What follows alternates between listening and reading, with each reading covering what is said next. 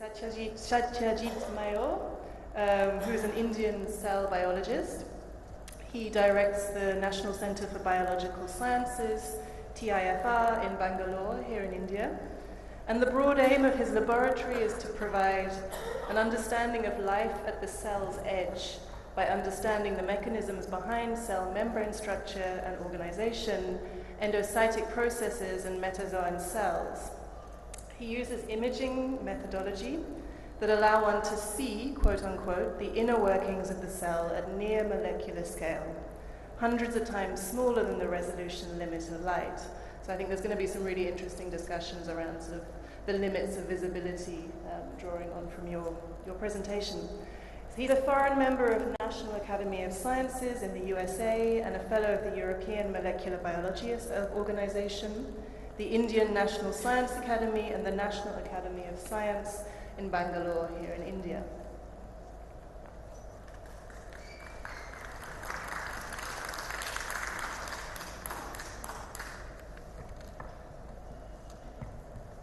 For inviting me here. It's been an extraordinary couple of days, but I would say you should blame Pushpa for the next half an hour, because perhaps unlike Ashwini, I'm not dealing with images that are, of something that would perhaps influence our reality, but with images that might unravel something underlying what could be a reality that we seek. So imaging the imagined is something that I gave as a title to this presentation, more to provoke myself to think about how I might provide a sense of what we do as cell biologists. So let me begin by saying exactly what Ashwini said, that human beings are wired to believe what they see, and that a picture is worth 1,000 words. And this is something that we've heard so many times, that a picture is worth 1,000 words. And I just took these two pictures, and to me they were just extraordinarily poignant pictures that influence how I now see the reality of some of the intentions that the artists were trying to bring out. And this was in the Senate House yesterday. And now, what we also end up with is this, and this is again something Ashwini brought up, that seeing seeing is believing. And in fact, this is a conference that I'm going to. It's not a conference in an artist context. It's a scientific conference. It's called Seeing is Believing. It's a conference in Germany in a few months, and it's sort of the 7th version avatar of this conference, where we've been talking about believing what we see, and this is in the context of looking at the very frontier of understanding how cells and organelles and systems in the living space work. So I come back to this point about human beings are wired to believe what they see, and a picture is worth 1,000 words. And I think one thing that I should add, and that's because of this bit of this organ here, the brain has an enormous capacity for visual processing. In fact, almost 70% of the brain 30% of the brain mass is dedicated to visual processing. And this is true not just for us, but for all primates. There are other mammals that will use auditory processing, other sensory information for making sense of the world. But for primates, the visual is the most affected and the most with most affect. A word I learned this morning, or was it yesterday? Anyway, so my talk this afternoon is going to be about the history of seeing from the perspective of a cell biologist, I mean, it's perhaps going to be a technical history. I'm going to take you through some of the modalities that have changed the way we look at life processes through the ages, and tell you something about where we are today in light writing, which is what this conference is about, or writing with light, which is what I will end up hopefully showing you some examples of. So, you know, seeing and the history of seeing, of course, is that of the eye as a detector, where solar radiation of this broad spectrum. Would we have a laser pointer?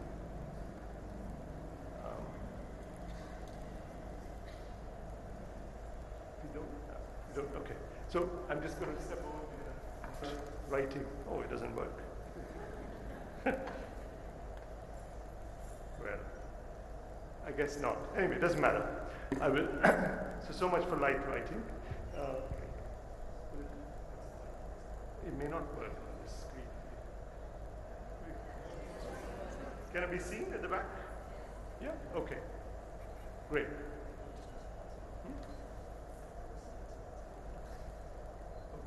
Okay, great. Sounds like it's going to explode.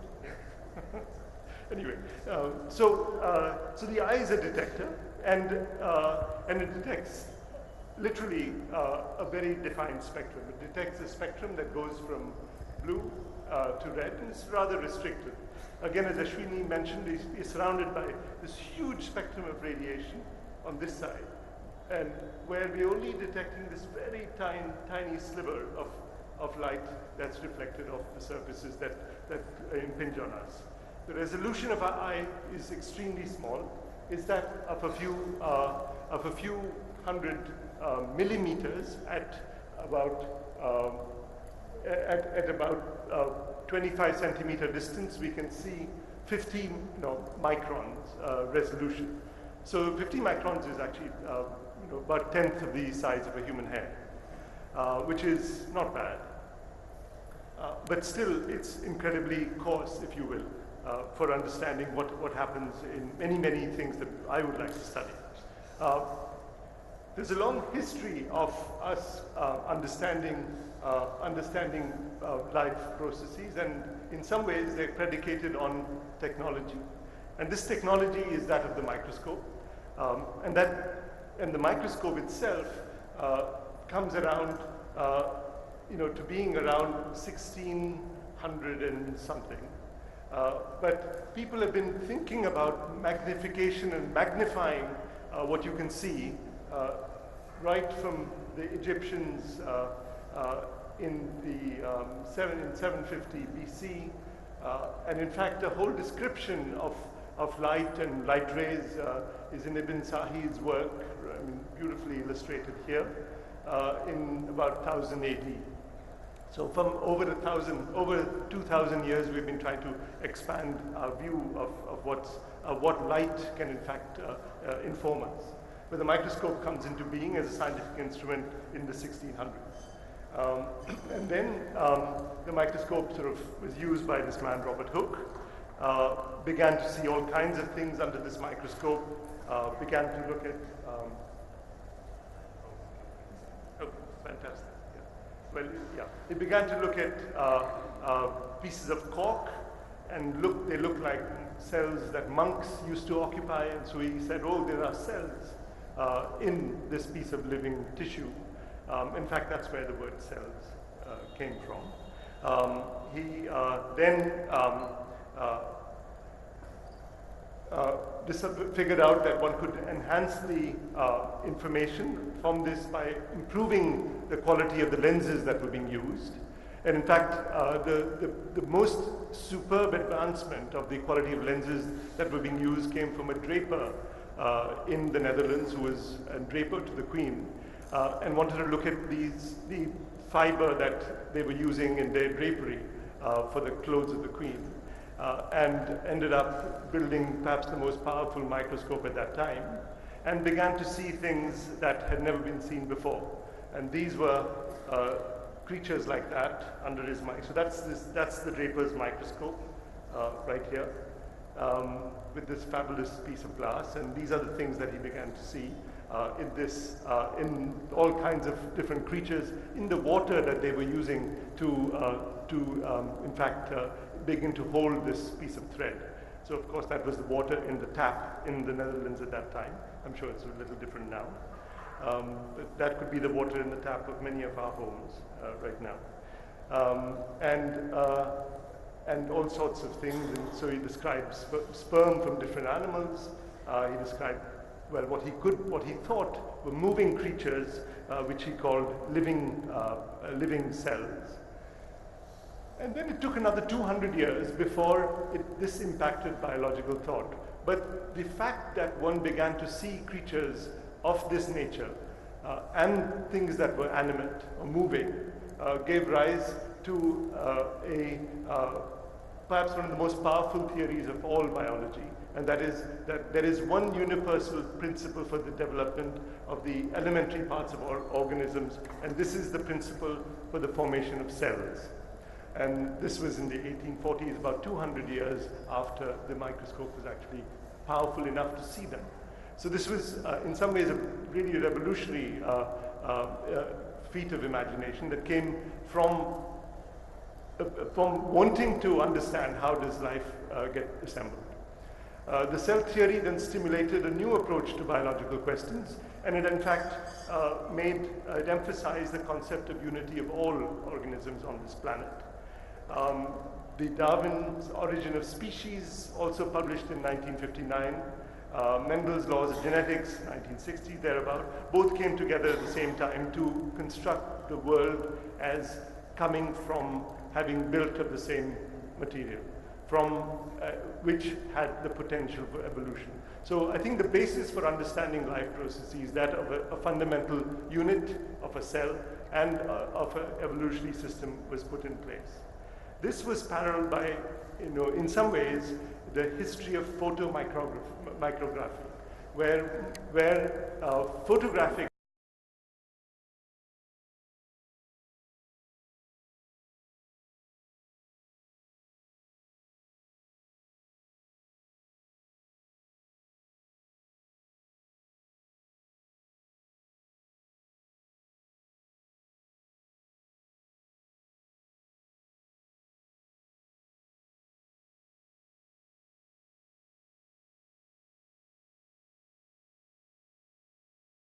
can only be imagined was being captured by these images being placed on these microscopes right at this time. But then, the resolution of these lenses improved with a more formal physical understanding of how you can achieve and improve resolution. This was, of course, the physics of optics, and that light was a wave, and therefore, if you wanted to emit something, you would be limited by diffraction. And the principles of diffraction were already understood at that time, and the resolution of imaging was then set at half the wavelength of the light that one used to image any object. So, and I'll tell you what kinds of wavelengths we can use to image living objects. In fact, it's a very specific type. In fact, the wavelength is 500 nanometers or thereabouts, and there's a specific reason for that. But I must say, from this time on, from 1900 on, to this is my laboratory. It's not 1800s, and it's 2000, and not very much has changed in our ability to image things from a microscope, except perhaps the improvement in detectors. Today we use digital detectors. Today those detectors that we used in the 2000 are probably just as powerful as what are used in one's mobile cameras today. Light sources, instead of being sunlight, are in fact light sources, very powerful light sources that resembling that of car headlights in the backs of microscopes. So the microscope essentially remained the same. It's still subject to the physical laws of diffraction. And with this, a huge number of insights have been made. We now can, for example, look at here's an image of a frog embryo. This frog egg cell has been fertilized and starts dividing. The first cell divisions occur very rapidly. Cells divide every 30 minutes. Oh. Okay.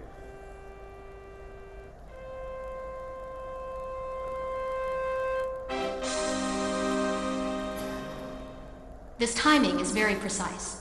Egg cells that have been fertilized at the same time divide and develop in almost perfect synchrony. Actually, can you put off the volume? I wasn't wanting to have the sound. Can you put the volume on the HDMI? Yeah. All right. So this movie will be over in a few seconds, but we are literally seeing a frog egg form from one cell to a tadpole under the microscope here. So the possibilities of doing this are absolutely. This frog egg cell Absolutely. has been fertilized and starts to move. Yeah, sorry. There we go. This is a very interesting video, which happens all the time in our blood. Here's a Neutrophils are white blood cells that hunt and kill bacteria. In this spread, a neutrophil is seen in the midst of red blood cells. A Staphylococcus aureus bacterium has been added. The bacterium releases that is sensed by the neutrophil. The neutrophil becomes polarized and starts chasing the bacterium, which... Okay, sorry, yeah. Here we go. So that's a neutrophil which is chasing a bacterium. And this is happening all the time so that we are now in our blood remains completely safe from bacterial infection whenever there's a wound. And the neutrophil, if you notice, in this instant, had swallowed up the bacterium that it was swallowing, and that it was following. This is again imaged because of the following reason, that visible radiation is not absorbed at all by the living system that we all are composed of. There's a huge gap in this wavelength, which is around 500 nanometers, which in principle is completely transparent and allows us to visualize information in any living system because there's no absorption of this wavelength. So if you want to look at anything living, that's perhaps the only possibility. Yeah, sorry about that, but using this sort of a imaging wavelength, now we can use much more sophisticated types of imaging of fluorescence objects inside cells, imaging of cells that have been decorated with molecules of different colors. These are cells that are spread out on the surface of a tissue culture dish, but they exhibit these beautiful fibers that are like tensegrity elements that hold the cell together. This is another image of it's taken by a student of mine, where what you're seeing is the development in those little punctae of eyes of a Drosophila.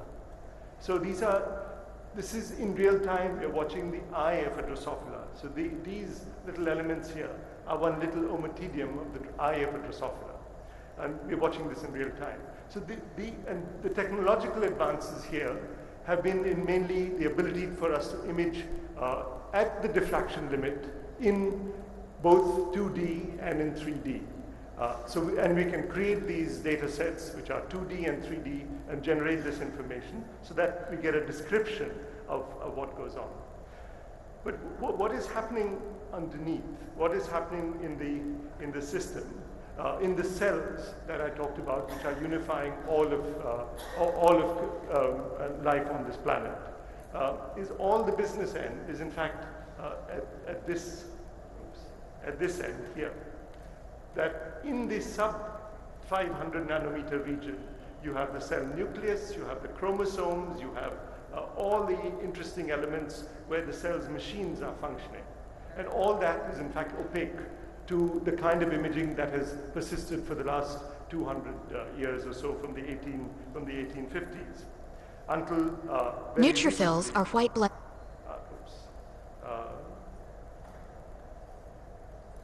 Neutrophils are white blood cells.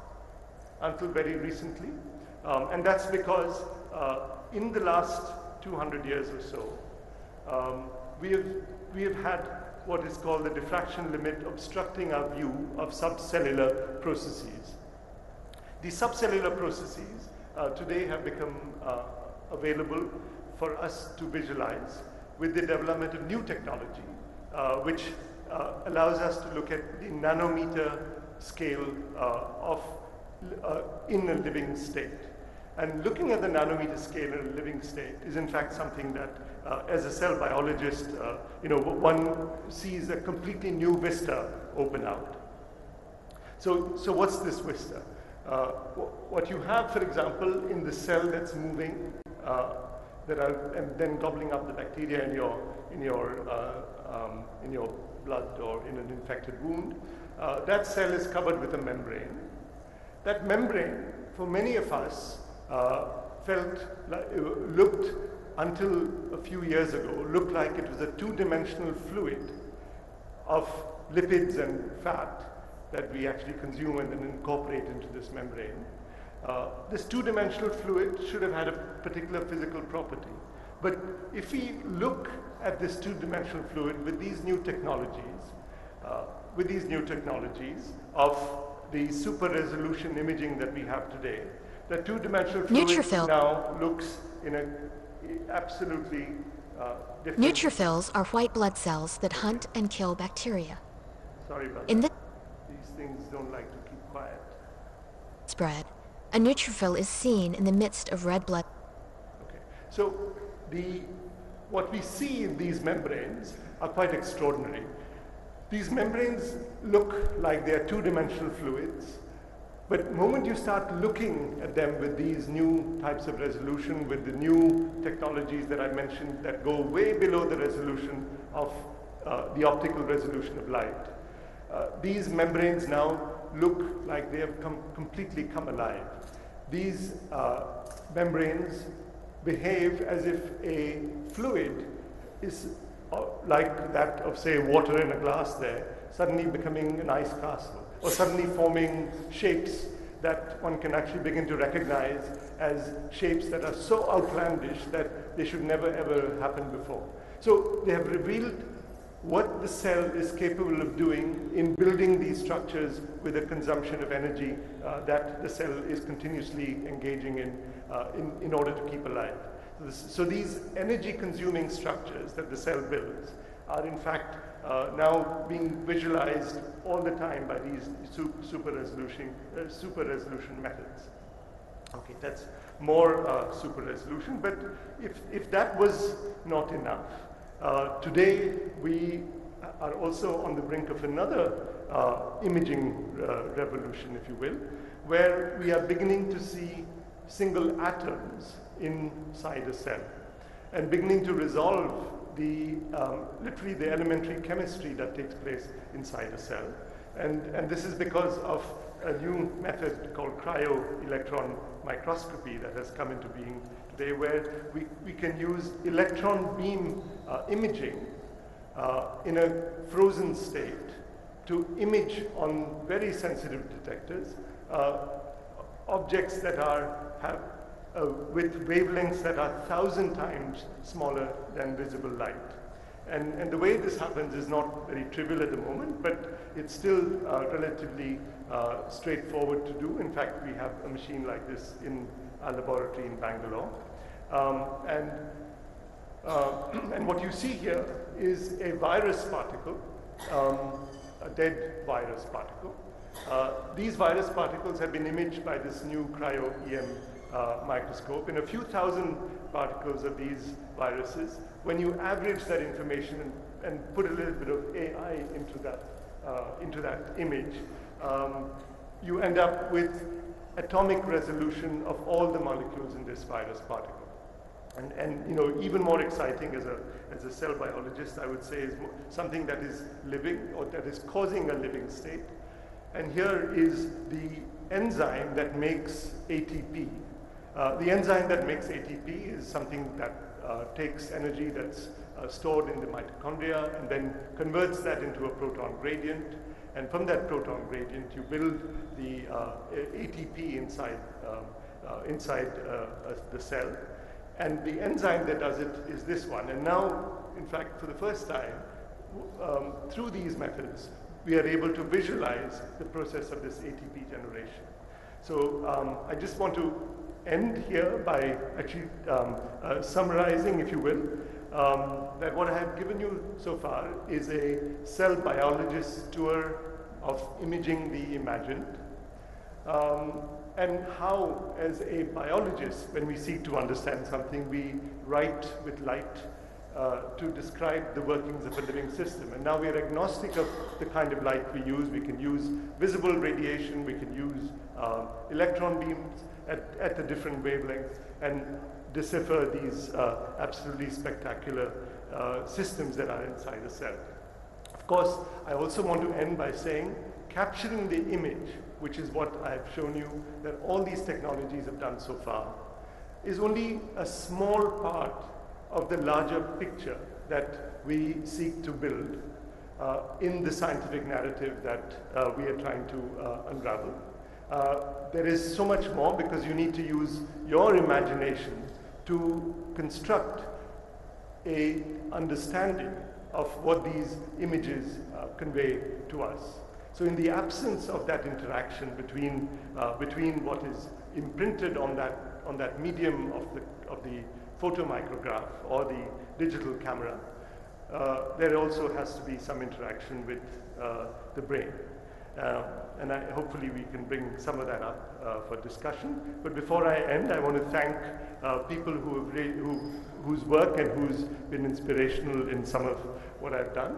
Andreas Schonler, he's a friend and colleague from Göttingen. He provided me some of the slides for the history of microscopy. It was a largely German oriented history, but in fact the microscopy was largely a German kind of enterprise in many of its discoveries.